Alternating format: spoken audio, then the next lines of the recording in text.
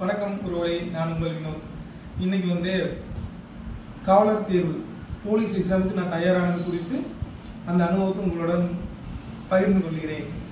கொஞ்ச நாளைக்கு முன்னால் நான் போலீஸ் எக்ஸாமில் கலந்து கொண்டேன். அதில் ரிட்டன் எக்ஸாம் நல்லபடியாக எழுதி நல்ல ஸ்கோர் எடுத்து அடுத்த ஸ்டேஜான ஃபிசிக்கல் ஃபிட்னஸ்க்கு நான் செலக்ட் ஆனேன். ஃபிசிக்கல் ஃபிட்னஸில் தயாரானதை பற்றி தான் இப்போ நம்ம டீட்டெயிலாக பார்க்க போகிறோம். நான் அந்த சமயத்தில் நான் கொஞ்சம் ரொம்ப உடல் பருமனாக இருந்தேன். என்னடா நம்ம உடல் பருமனாக இருக்கிறோமே, நம்மளால் முடியுமா அப்படின்னு நினச்சிருந்தேன்னா போச்சு. நம்மளால் முடியும் அப்படின்னு நான் நினச்சி கூட 2 ஃப்ரெண்ட்ஸ் இருந்தாங்க. மோகன் அப்படிங்கிற ஒரு ஃப்ரெண்ட்ஸுன்னு, அப்புறம் விக்னேஷ் அப்படிங்கிற ஒரு ஃப்ரெண்டுன்னு கொஞ்சம் தயாரானப்போ பிரகாஷ்ங்கிற ஒருத்தர் இருந்தார் கூட. அப்புறம் புளியம்பட்டியில் பக்கத்தில் இன்னும் ரமேஷ் அப்படிங்கிற ஃப்ரெண்டு, இன்னும் 2 ஃப்ரெண்டு இருந்தாங்க. சரவணா அப்படிங்கிற ஃப்ரெண்டு இருந்தாங்க. நாங்கள் என்ன பண்ணோன்னா டெய்லியுமே ரன்னிங் ஆரம்பித்தோம். ஃபஸ்ட்டு நாங்கள் டெய்லி 1.5 கிலோமீட்டர் ஓடணும். அந்த 1.5 கிலோமீட்டர் ஓடிட்டு ரிட்டன் வரும்போது 1.5 கிலோமீட்டர் 3 கிலோமீட்டர் ஓடுறதுக்குள்ளே எங்களுக்கு ரொம்ப வேத்துரும். நாங்கள் என்ன பண்ணோம்னா மொத்தம் நாங்கள் ப்ராக்டிஸ் பண்ணது மொத்தம் 6 மாதம் இருக்கும். 6 மாதத்தில் ஒரு சிறப்பு என்னென்னா, நாங்கள் ஒரு நாள் கூட ஸ்கிப் பண்ணதே இல்லை. மழை வந்தால் கூட மழை நின்றதுக்கப்புறம் ஓடுவோம், இருட்டானாலும் பரவாயில்ல அப்படின்ட்டு டெய்லி ஓடிட்டே இருந்தோம். ஒரு 3 மாதம் இந்த போகிறக்கு 1.5 கிலோமீட்டர், வரக்கு 1.5 கிலோமீட்டர், இந்த 3 கிலோமீட்டரை ஓடி ஓரளவுக்கு ஃபேட் இருக்கிறதெல்லாம் லாஸ் ஆச்சு. எங்களுக்கு கொஞ்சம் ரோப்பு இறக்க டெய்லி ப்ராக்டிஸ் பண்ணால் ரொம்பவே முடியவே முடியாது. அதுக்கப்புறம் என்னடா பண்ணுறது அப்படின்ட்டு கயிறு வாங்கிட்டு வந்தோம். குளத்தூர் தாண்டி சீனாபுரம் போய் கயிறு வாங்கிட்டு ஒரு மரத்தில் கட்டி விட்டு டெய்லி ஏறி பார்க்கறது முடியவே முடியாது. எல்லாரும் ஏறுவாங்க, என்னால் மட்டும் ரோப் ஏறவே முடியல. என்ன பண்ணுறதுன்ட்டு நம்ம அதெல்லாம் மனசில் நினைக்காம வெயிட் லாஸ்க்கு கவனம் செலுத்திட்டு இருந்து டெய்லி ஓடுறது. எங்களுடைய ரொட்டீன் ஒர்க்கு காலையில் ரன்னிங் போகிறது, ரெஸ்ட் எடுக்கிறது, டயட் இருக்கிறது, ஈவினிங் ரன்னிங் போகிறது. இப்படியே ஒரு 3 மாதம் போயிடுச்சு. அதுக்கப்புறம் எங்களுக்கு இந்த ப்ராக்டிஸ் பத்தில் அப்படின்ட்டு நாங்கள் என்ன பண்ணோம், எங்களுடைய பயிற்சி அவினாசி ஆண்கள் மேல்நிலைப் பள்ளிக்கு மாற்றணும். அந்த கிரவுண்ட் ரொம்ப பெருசு. ஒரு கிரவுண்டுக்கு ஒரு ரவுண்ட் அடித்தா 1 கிலோமீட்டர் வரும். அப்புறம் நான் நல்லா அவினாசி கிரவுண்டு ஒரு ரவுண்டு ஓடி வந்தோம்னா 1 கிலோமீட்டர் 1.1 வரும் 1 கிலோமீட்டர். நாங்கள் என்ன பண்ணோம், டெய்லி 5 ரவுண்ட் அடிக்கிறது. ஈவினிங் அடித்தாவே ரொம்ப அங்கே 3 கிலோமீட்டர் ஓடிட்டு இருந்தோம். இங்கே 5 ரவுண்ட் அடிக்கல, 5 கிலோமீட்டர் ஆகுதுன்ட்டு இது பண்ணிட்டு இருந்தோம். அப்புறம் கொஞ்சம் ரிசல்ட் கிடச்சிச்சு. அப்புறம் நாங்கள் என்ன பண்ணோம், இன்னும் கொஞ்சம் சுதாரிச்சு இன்னும் கொஞ்சம் நம்ம ப்ராக்டிஸ் பண்ணணும் அப்படின்ட்டு எனக்கு வெயிட் கடற்கடன்னு லாஸ் ஆச்சு. நாங்கள் இன்னும் அடிஷ்னலாக என்ன பண்ணோம், ஸ்கூல் பேக்கு கொடுப்பாங்க இல்லையா, 5வது வரைக்கும் கொடுக்குற பேக் எடுத்து ஸ்டிச்சிங் எல்லாம் மறுபடியும் ரீஸ்டிச்சிங் பண்ணோம். அது மேலேயே கொஞ்சம் ஹெவியாக பண்ணி இடையில ஒரு நாட் 2 வச்சு உள்ளே மண் போட்டுட்டோம். மண் ஒரு 5 கிலோ இருக்கும். 5 கிலோ மண் போட்டு டெய்லி ஓடுறது. எப்படி இப்போ ட்ரைனிங் என்ன பண்ணிட்டோம்னா, கிரவுண்ட் விட்டுட்டு பைபாஸ் ரோடு டெய்லி அவினாசியிலிருந்து பெருமண்டலூர் வரைக்கும் போகிறது. போயிட்டு வந்தோம்னா 10 கிலோமீட்டருக்கு மேலே 15 கிலோமீட்டரே போயிடும். டெய்லி ஓடுறது. எப்படின்னா பேக்கை தோளில் போட்டு ஓடுறது. Heavy work out. ஒரு வாரம் பயங்கரமான ரிசல்ட்டு. எல்லாருமே கேட்குறாங்க, என்னப்பா ஆச்சு, உடம்பு சரியில்லையா. ஏன்னா உடம்பு இழைச்சிட்டு போயிட்டே இருக்குது. இது எங்களுக்கு காலு எல்லாமே வலிச்சிச்சு. இதுக்கு நாங்கள் ஸ்கிப் பண்ணாமல் ஓடுறதுக்கு ஒரே காரணம் மோகன். அவர் மிலிட்ரியில் போய் கடைசி வரைக்கும் போய் சின்ன மார்க் வேரியேஷனில் வேலை கிடைக்கல. அவர் கொடுத்த ஊக்கம் தான். அவரும் ட்ரை பண்ணார். ரொம்ப ஓடணும். இப்படியே போயிட்டே இருந்துச்சு. நல்ல ரன்னிங். ஒரு நாள் மேட்டூர் டேம் நம்பி வச்சு தண்ணி போயிட்டு இருந்துச்சு. அது பார்க்குறதுக்கு போகலாம், கொஞ்சம் ரிலாக்ஸேஷனாக இருக்கட்டும் அப்படின்னு சொல்லிட்டு நாங்கள் என்ன பண்ணோம், சூப் போட்டு மேட்டூர் டேமெல்லாம் பார்த்துட்டு அத்தானி வந்துட்டோம். அந்தியூர் மேட்டூர்லேருந்து அந்தியூர் அந்தியூர்லேருந்து அத்தானி வந்துட்டோம். அங்கே அத்தானியிலேருந்து கோபி வரைக்கும் ஓடி வந்தோம் வண்டி நிறுத்திட்டு. அப்புறம் மறுபடியும் பஸ்ஸில் போய் வண்டி எங்கே நிறுத்தணுமோ அங்கே நிறுத்தி வண்டி எடுத்து வந்தோம். எதுக்கு சொல்ல வரேன்னா, அவ்வளோ அர்ப்பணிப்போட ஈடுபாட்டோட அந்த எக்ஸாமுக்கு தயாரானோம். எதுக்கு சொல்ல வரேன்னா, சரி ஒரு நாள் ரிலாக்ஸேஷனுக்காக நம்ம அங்கே போய்க்கிறோம் அப்படின்னு சொல்லிட்டு நாங்கள் ஜாலியாக இருக்காமல் அத்தானியில் வண்டி விட்டு போட்டு அத்தானியிலேருந்து கோபி வரைக்கும் நாங்கள் ஓடி வந்தோம். எல்லாமே ஒரு ஆத்மார்த்தமாக பண்ணோம், அனுபவிச்சு பண்ணணும். அப்புறம் லாங் ஜம்ப்பு, அதுக்கப்புறம் ரன்னிங் ஓரளவுக்கு வந்துருச்சு. உடம்பு லாஸ் ஆயிடுச்சு. இப்போ லாங் ஜம்ப்லேயுமே ரோப்லேயுமே கான்சன்ட்ரேஷன் பண்ணணும்னு கோல் போஸ்ட் இருக்கும், ஃபுட்பால் கோல் போஸ்ட். அதில் டெய்லி 10 புல்லப்ஸ் எடுக்கிறது, புஷ்அப்ஸ் எடுக்கிறது எடுத்துகிட்டே இருந்தோம். தண்டால் டெய்லி 20 எடுக்கிறது பண்ணிகிட்டே இருந்தோம். லாங் ஜம்ப் ஓரளவுக்கு வந்துருச்சு. அப்புறம் 400 மீட்டர் டிஸ்டன்ஸ் வச்சு ஓடி பார்த்தா வந்துருச்சு. ரோப் மட்டும் ப்ராக்டிஸ் பண்ணிட்டே இருக்கோம். கை இந்த இடத்துல பிடிச்சிருச்சு, ஒரே வலி. அப்புறம் ஆனால் டெய்லியுமே ரோப் ஏறிட்டே இருப்போம். நான் ஒரு 2 இன்ச்சாவது இன்னைக்கு அடுத்த நாள் வேரியேஷன் வந்து 2 இன்ச்சாவது இம்ப்ரூவ்மெண்ட் கிடைக்கும். ஹெவியாக பண்ணிகிட்டே இருந்தோம். ஒரு வழியாக செப்டம்பர் மாதம் ஃபிசிக்கல் ஃபிட்னஸ் அறிவிச்சாங்க. எனக்கு 2 நாள் வந்துச்சு. ஃபஸ்ட் நாள் வந்து எலிஜிபிலிட்டி, ஹைட்டு வெயிட் எல்லாம் செக் பண்ணாங்க, செஸ்ட் எல்லாம், எக்ஸ்பென்ஷன் எல்லாம். அப்புறம் 1500 எலிஜிபிலிட்டி வச்சாங்க. க்ளீன் பண்ணிவிட்டு ஒரு நாள் ரிலாக்ஸ் கிடச்சி. அந்த அன்றைக்கி வந்து ஸ்கூல் கிரவுண்டில் ரோப் ஏறி பார்க்க எனக்கு ஏறவே வரல. எல்லோரும் ஏறுறாங்க, எனக்கு ஏறவே வரல.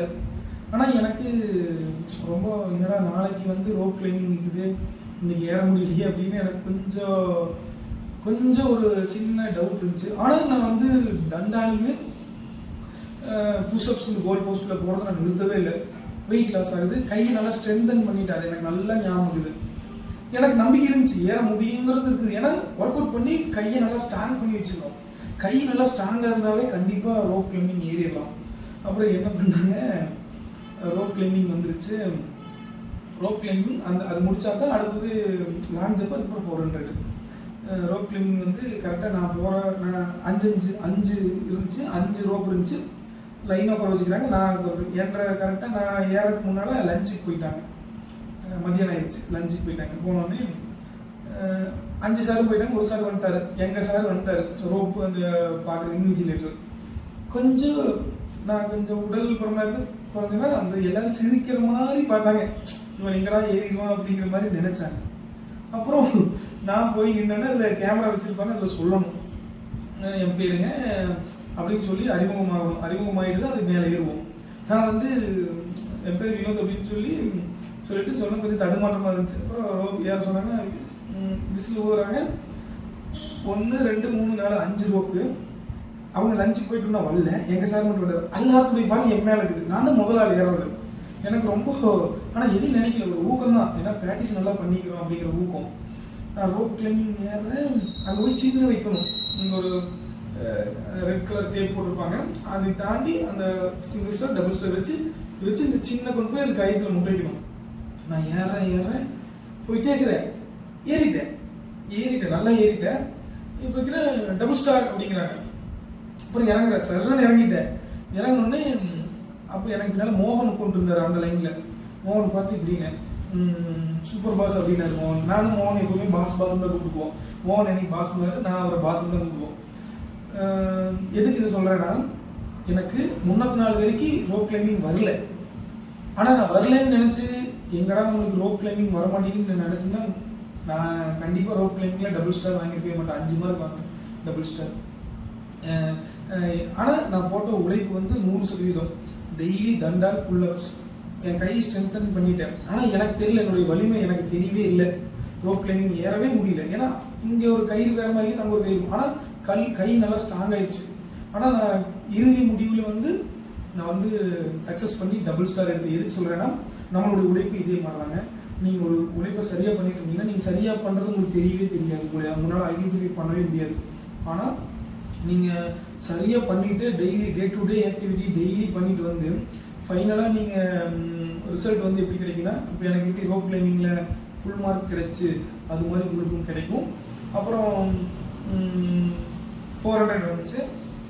400 இல்லை, லாங் ஜம்ப் வந்துச்சு. லாங் ஜம்ப் வந்து ஃபஸ்ட்டு சிங்கிள் ஸ்டார், 2வது ஃபவுல் ஆயிடுச்சு, 1 ஸ்டார் எடுத்தேன். கடைசியாக 400 வந்து ஜஸ்ட் ஃபினிஷ் பண்ணால் போதும், எனக்கு வேலை கிடைச்சிது அப்படின்னு நம்பிட்டேன். ஓடினேன், ஸ்ப்ரிண்ட் அடிக்கலான்னு பார்த்தேன், என்னால் அடிக்க முடியல. எல்லோரும் எங்கூட ஓடினீங்க அத்தனை பேரும் டபுள் ஸ்டாரு, நான் மட்டும் 400ல் சிங்கிள் ஸ்டாரு. நான் ரிட்டர்னில் வந்து 80க்கு 60 மார்க் எடுத்தேன். ஃபிசிக்கலில் வந்து 15க்கு 9 மார்க் எடுத்தேன். ரோப்பில் டபுள் ஸ்டார், லாங் ஜம்பில் சிங்கிள் ஸ்டார், ரன்னிங் ரேஸில் 400ல் சிங்கிள் ஸ்டார். 2 மார்க் 4, அதில் 5 9 மார்க் கிடச்சி. நான் வந்து எம்பிசி பிரிவில் வர 69 மார்க் எடுத்தேன். நிச்சயம் வேலை கிடைக்கும் அப்படிங்கிற ஒரு மிகப்பெரிய ஒரு இதில் முடிச்சுட்டு ரொம்ப ஹாப்பி, சக்ஸஸ்ஃபுல்லாக ஃபிசிக்கல் பண்ணிட்டோம் அப்படின்னு. அப்புறம் ஒரு மாதம் வெயிட் பண்ணோம். இதில் சிறப்பு என்னன்னா, ரிசல்ட் வந்துச்சு. நான் 69, எம்பிசி கட் 70 மார்க். 1 மார்க்கில் எனக்கு வேலை கிடைக்கல. அழுதேன். 15 கிலோ வெயிட் லாஸ் பண்ணி 6 மாதம் ஒரு நாள் கூட ஸ்கிப் பண்ணாமல் உழைச்சி 1 மார்க்கில் வேலை கிடைக்கல. என் ஃப்ரெண்ட்ஸ் எல்லோரும் போயிட்டாங்க. அதில் மோகனுக்கு மட்டும் கிடைக்கல. மோகனுக்கு வந்து 0.5 கிடைக்கல. எனக்கு 1 மார்க்கு, மோகனுக்கு 0.5. மோகனுக்கு வந்து அதோட ஏஜ் பார் ஆயிடுச்சு. எனக்கும் அந்த எக்ஸாமோட ஏஜ் பார் ஆயிடுச்சு. அடுத்த பிசி நான் எலிஜிபிள் இல்லை. அழுத என்னடா 1 மார்க்கில் வேலை கிடைக்கலன்னு. ஏன்னா என்னுடைய உழைப்பு 100% உண்மை. ஆனால் எனக்கு ஏன் வேலை கிடைக்கலன்னா ஓவராலாக தான் போச்சு. நான் எக்ஸாம்லேயும் பாஸ் பண்ணேன், ஃபிசிக்கலையும் பாஸ் பண்ணேன். நான் நினைக்கி மனசை வெறுத்து புக் எடுக்காமல் விட்டுருந்தேன்னா நான் அதோட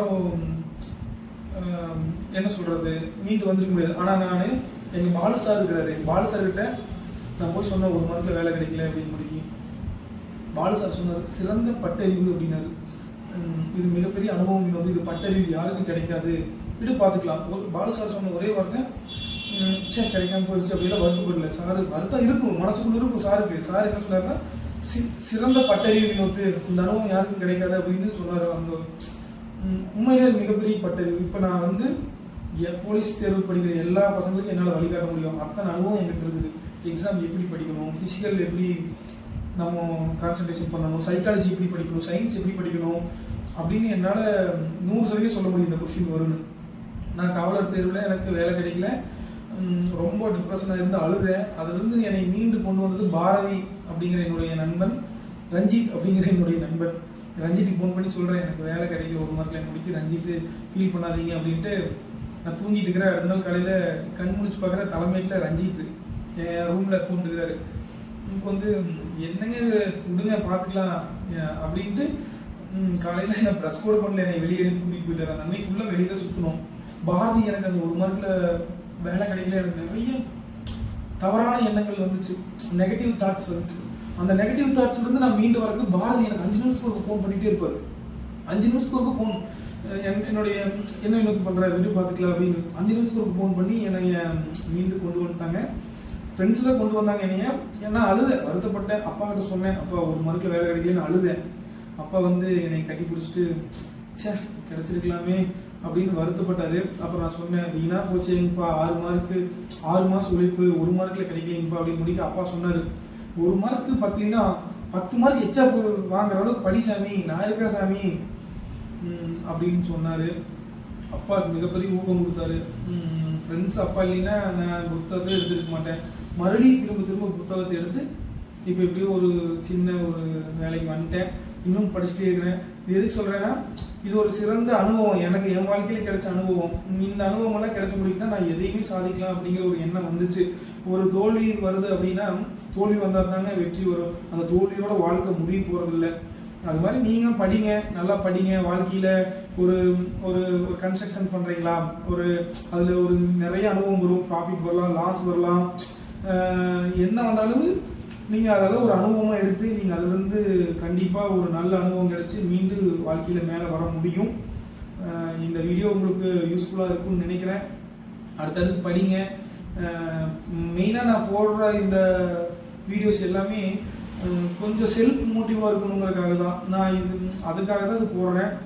ஏன்னா எல்லோரும் சொல்லுவாங்க, ஃப்ரெண்ட்ஸ் வினோத் நீ நல்லா பேசுகிற அப்படிங்குவாங்க. நல்ல பதிவு வந்து நான் சொல்லக்கூடாது, தப்பு தான். ஏன்னா என்னையவே நான் உயர்த்தி பேசிக்கூடாது. ஒரு இதுக்காக சொல்கிறேன். வாட்ஸ்அப்பில் நல்ல உன்னுடைய ஸ்டேட்டஸ் எல்லாம் நல்ல பதிவாக இருக்குது, அது வந்து யூஸ்ஃபுல்லாக இருக்குது அப்படிங்குவாங்க. நான் வந்து நல்ல பதிவாக அப்படின்னு இல்லை, நான் எனக்கு தோன்றதை நான் வெளிப்படுத்திடுவேன். ஒரு ஃப்ரெண்டு சஜஷன் பண்ணார், ஒரு யூடியூப் சேனல் ஆரம்பித்து இதெல்லாம் பேசினீங்கன்னா யாரோ ஒரு உதவும் இல்லை அப்படின்னாரு. நானும் யோசிச்சு பார்த்து எனக்கு கரெக்டாக இருக்கிற மாதிரி தெரிஞ்சிச்சு. அதனால் என்னுடைய பணி நேரத்தின் போக ஓய்வு நேரத்தில் இருக்கிறத அப்பப்போ வீடியோ எடுத்து போடுவோம் அப்படிங்கிறதுக்காக தான் இது நான் உங்களுக்கு பேசிகிட்டு இருக்கிறேன். அப்பப்போ கிடைக்கிற டைமில் யூஸ்ஃபுல்லாக என்னுடைய வாழ்க்கையில் நடந்த அனுபவமும், என்னுடைய ஃப்ரெண்ட்ஸ் நான் பார்க்குற என்னுடைய வெளித்தோட்டத்தில் நான் பார்த்த அனுபவங்கள் எல்லாமே உங்கள்கிட்ட பகிர்ந்துக்கிறேன். எல்லாமே மோட்டிவேஷனுக்காக தான். வாழ்க்கையில் எந்த இடத்துக்கு போனாலுமே நம்ம வந்த இடத்த மறக்கக்கூடாது. எவ்வளோ கஷ்டப்பட்டாலும் நம்ம அதை நினச்சி தேங்கி நின்றக்கூடாது. எந்த இடமா இருந்தாலும் நம்ம வேலையை நம்ம கரெக்டாக பண்ணிகிட்டே இருந்தோம்னா ஒரு அனுபவம் கிடைக்கும், வெற்றி கண்டிப்பாக கிடைக்கும். மீண்டும் இன்னொரு வீடியோவில் நம்ம பார்ப்போம். உங்கள் அன்புடன் பிரியமுடன் தாவினோம். நன்றி, வணக்கம்.